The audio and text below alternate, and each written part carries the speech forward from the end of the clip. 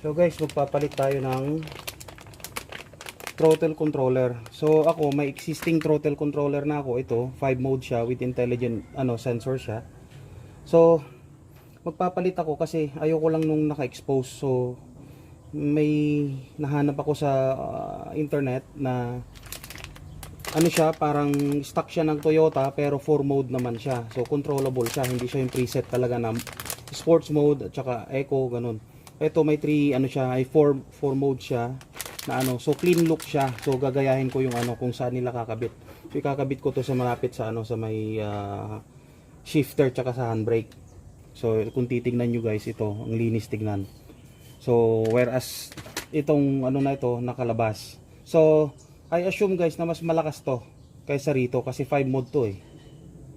So ang gagawin ko, tatanggalin ko muna, then mamaya install ko. At saka lang ang kailangan lang natin dito na tools, Phillips head screwdriver. Then dun sa kabila, prying tools lang.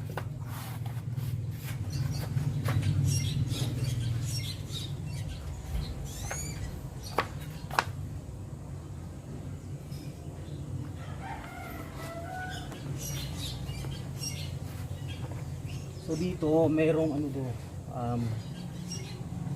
dalawang tatanggalin na screw. Dito yung isa.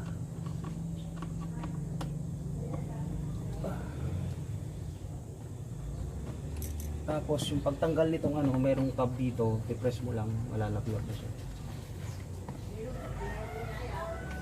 Parang lock na. May expose na yung speed boost, yung tawag dito, yung brake, yung accelerator pedal.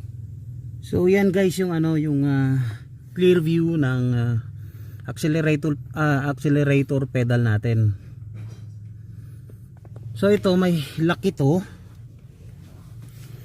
Parang nakaano lang to parang naka-series. Hindi ko abot yata.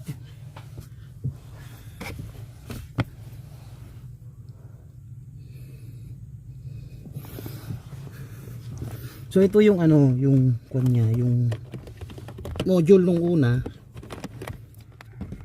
Yan. Ito 'yon. Then ganito yung yung connection niya yan. So meron siyang tab, i-press mo lang tong tab na to, then matatanggal na. Yan, tanggal na. Ganun din sa taas sa tok. Yun. So guys, yan tanggal na. Tapos to, alisin ko lang to. Aba yung niya, controller wire niya. So alisin ko na rin to. Ito. Parang sa gabal. Yan. Ipa-pop out nyo lang din.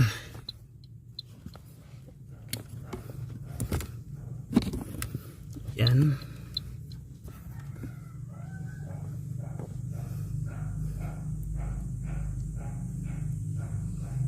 Then yun na. Dito tatanggalin na lang dito sa double sided tape. Yun. Tanggal na.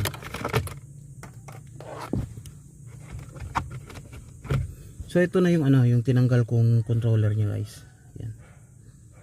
Yan. Saglit lang tinanggal.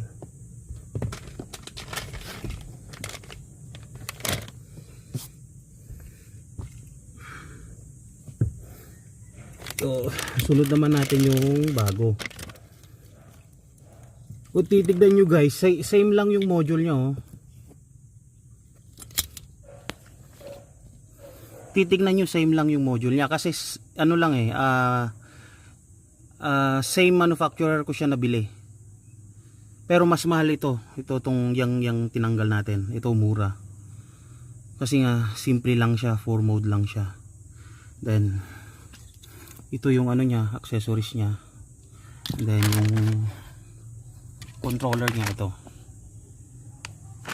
yung controller niya. Yan.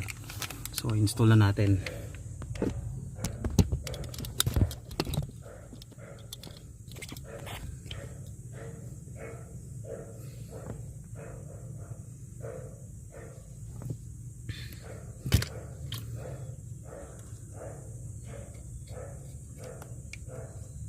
So pagka bubuin nyo to, parating i-ensure nyo na nag-engage talaga, naka-engage talaga yung mga socket niya. Normally tumutunog siya ng nagkaano siya talaga. Tumutunog siya talaga. So ayun. Nakabit ko na yung mga niya, mga harness niya.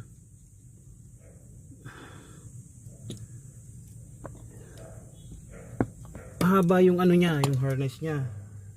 Mga 1 meter, mga 1 meter yung harness niya. So bubuin ko na siya. Ayun. Nag-tack ulit siya, tak tak tak, ganun lang. So unahin muna natin install sa sa may pedal.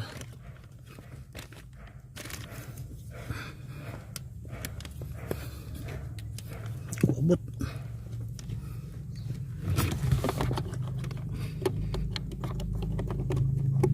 Yun, nagtap.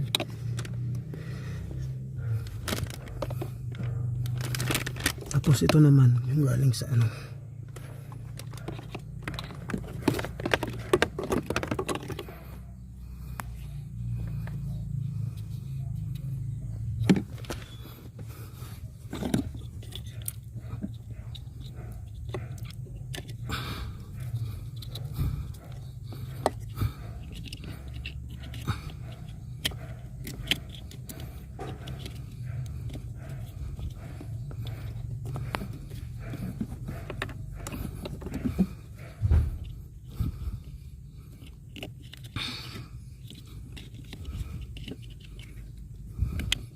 yeah.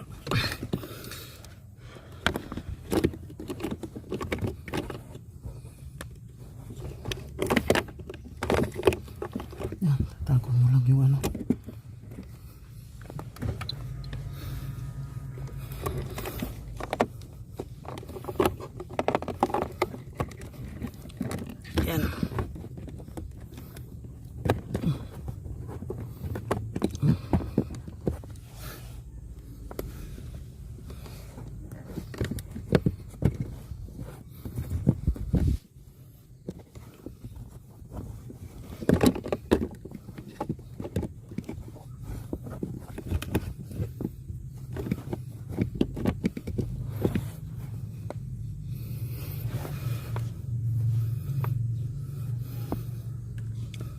So ito yung controller niya.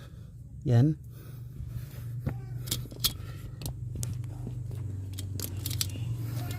Dahil nga yung controller niya ikakabit natin dito, diyan sa may dalawang sa dalawa yan sa slot na yan. Gagamitin ko yung isa. Dito natin idadaan yung controller niya. So parang ganito. Yan. Yan. Tapos ganyan. So gagawin ko, tatanggalin ko yung cover nitong itong handbrake na to para mahila natin tong at may kabit natin yung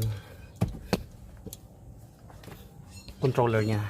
So ang unang tatanggalin dito itong bezel na to. Ano lang din ito, nakaklip lang din.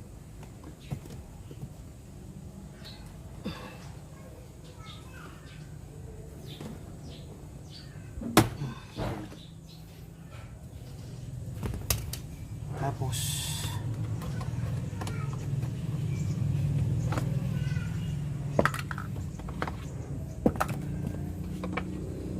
ito, angatin mo lang din. Ayan, angat. Tanggal na.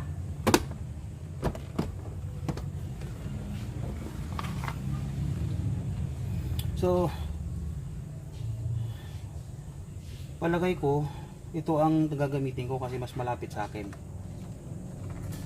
Yun, pop out mo lang. Then insert mo lang yung bagong controller. Yan. Diba? Yan. So, parang original siya. Tapos, itong ano naman, yung harness niya, wala kong basics.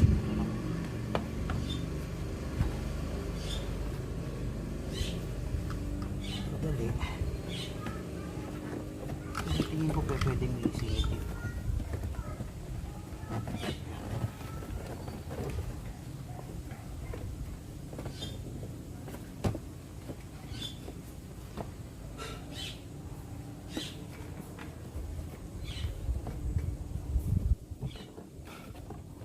Yan, nakuha ko na yung ano, yung wire niya.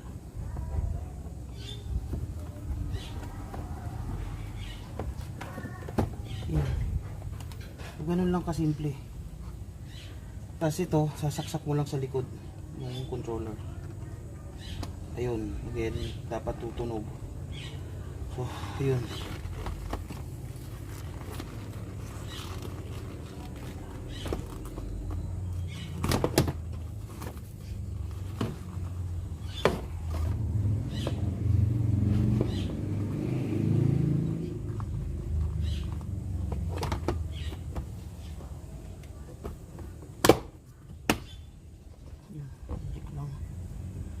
Tapos ito, slide in mo lang siya.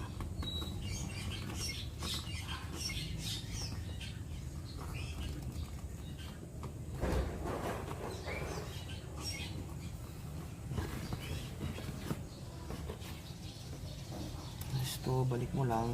Ganun lang din.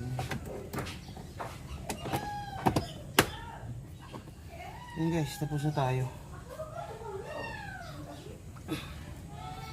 So, ganun lang kasimple.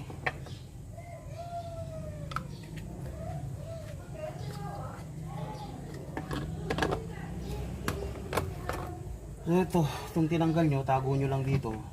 Gagamit nyo rin yan.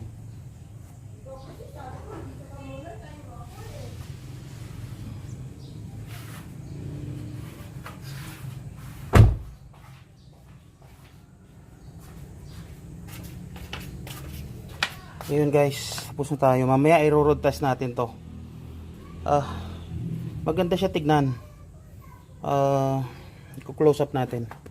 Maganda tignan yung ano, yung controller niya. Ayan, fit na fit. Then yung gagawin natin dito, iayos na lang natin yung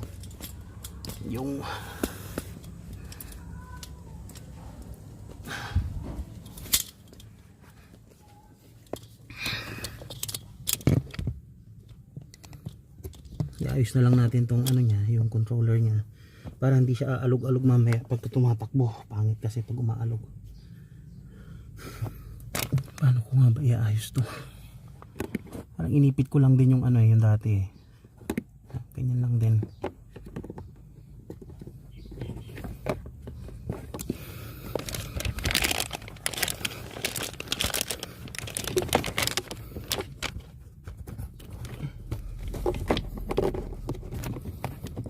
Dito iipit lang dito. Yan, iipit lang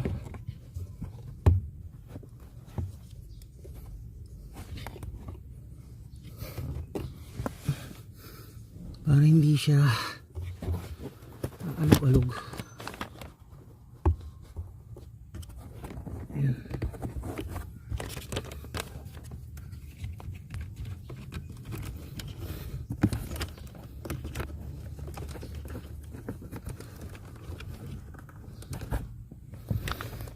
Balik ko na yung side cover.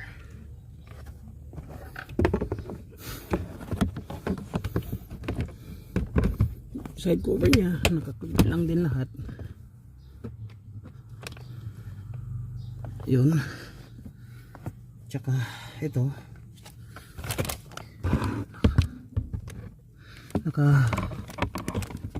yan, ikuha mo lang doon sa may parang mukha niya, catcher niya. Yan.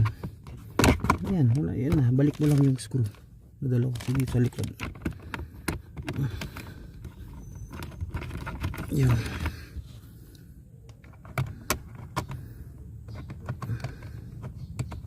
Yan. So, ipitan natin. Yan.